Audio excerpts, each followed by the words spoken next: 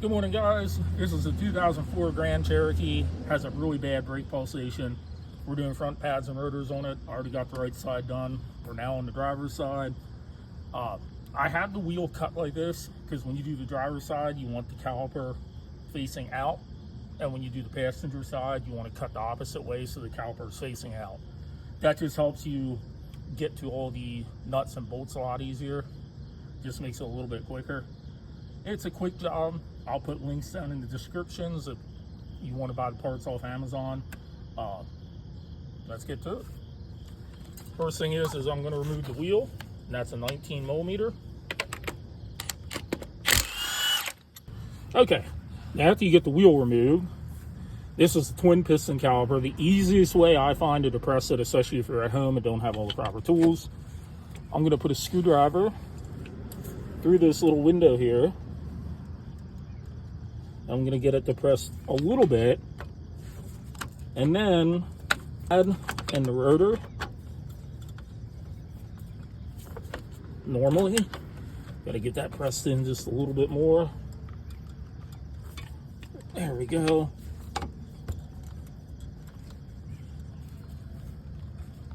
And this will depress both pistons at the same time. If it's really, really hard to depress, you might want to break the bleeder loose here. That's a 10. These aren't that bad. All right, I got that depressed. And they do make tools to do it. But honestly, if you're only doing this once in a while, it is not worth buying a $40, $50 dual piston depressor.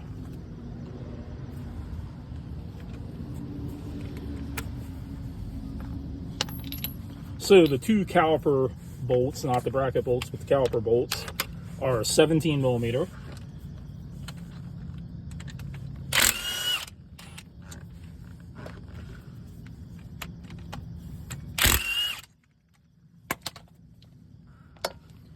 Once I have that off, I can pull the caliper up and gently swing it over here.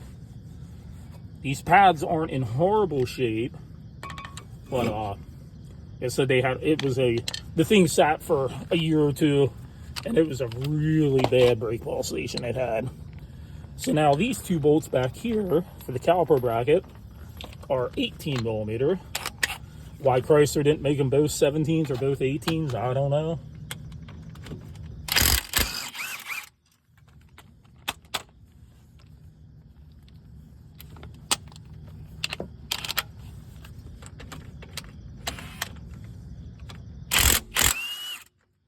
All right, now that I got that off, the one thing you want to check is to make sure these sliders are clean and move freely.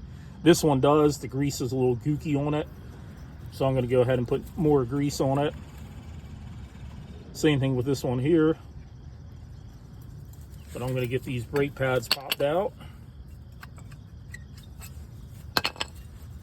And you always want to replace these retaining clips. They get rusted up and they'll cause the pad to get pinched in there.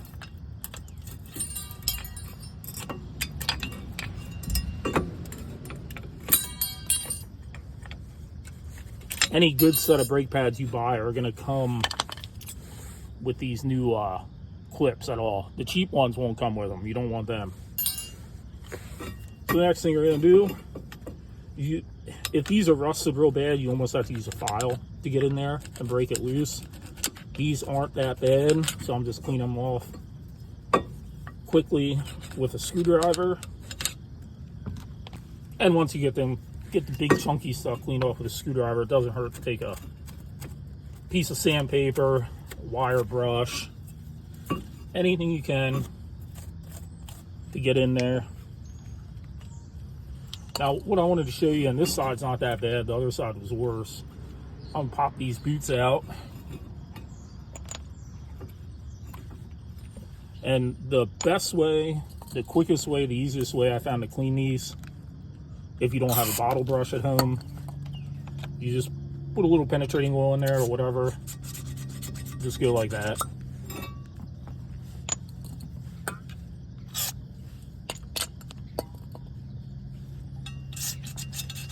It's not as good as using a file or sandpaper or anything, but it gets all that dried up grease out of there. Then I'll just take a little brake clean, clean everything off real well.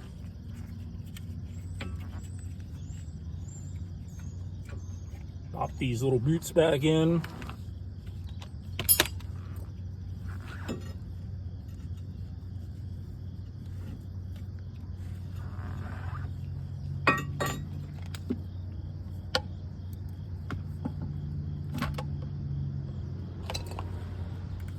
And now I'm just greasing up the slider pins.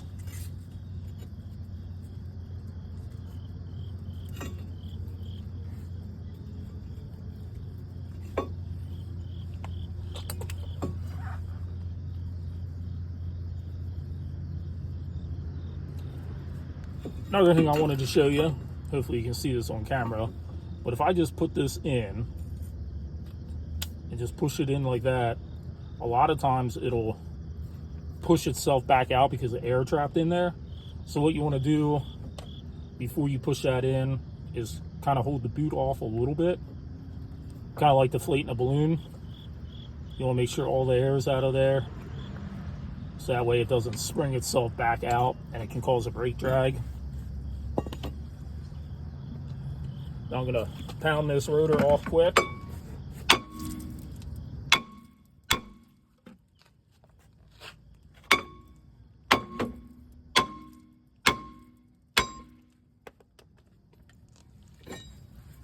Got the rotor off. I'm going to go grab the other one real fast.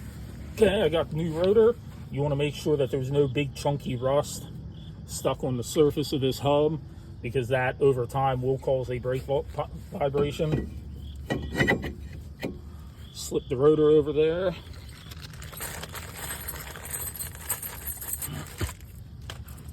I got my 4 new clips here, and they only go on one way. Trying to hold that so you can actually see it, but it's a little difficult to do. You always want this bigger part here facing out, and this side here, the smaller part, facing in towards the rotor. Otherwise, that piece will end up hitting the rotor and pads won't sit right and just turn into a mess. All right, I got the 4 clips back on here.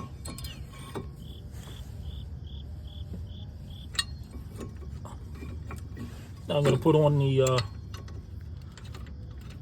2 18mm caliper bracket bolts.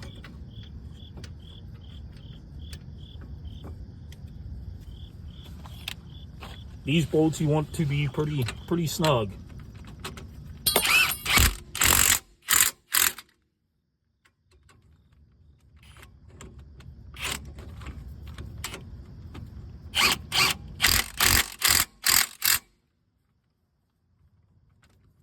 This upper one here, you got to watch out a little bit because it's pretty close to the ABS cable.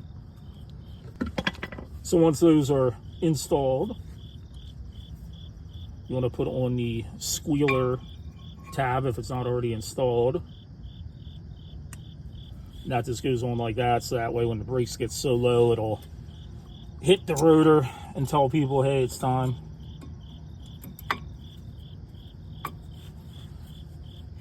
Now you want to make sure these are free like that. Doesn't take much force to move them.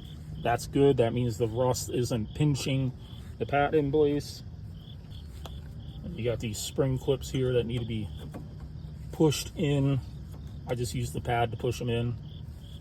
That helps keep the pad from rattling around. Once again, it fits nice and loose. Now, a lot of people say to lube up these metal brackets right here where the pad rides. You don't really have to. Think of it this way. From brand new, cars don't have that. And what that lube does is it'll cause dirt and everything else to stick to it because it's not protected. It'll actually end up causing problems in the long run. And you don't have to put anything on the back of the pad anymore either. That's an old, that used to hold true, but now all the new pads have this material in the back that when it heats up, it kind of turns a little gummy, and that'll help keep any kind of noise down that you might have.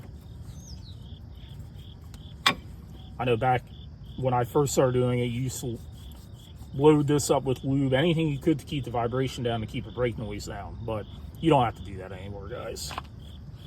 But now I am going to swing our caliper over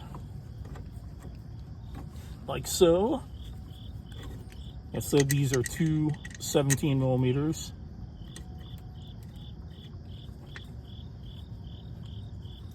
These don't have to be cranked down as tight as the actual bracket bolts.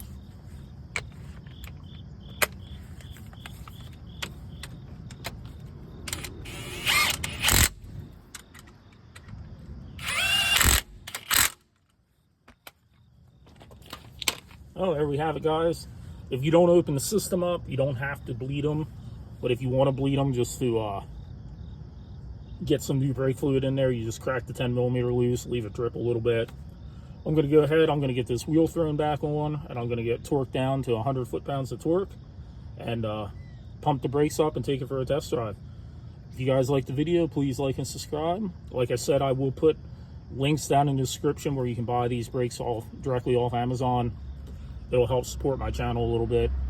Thanks, guys, and have a good day.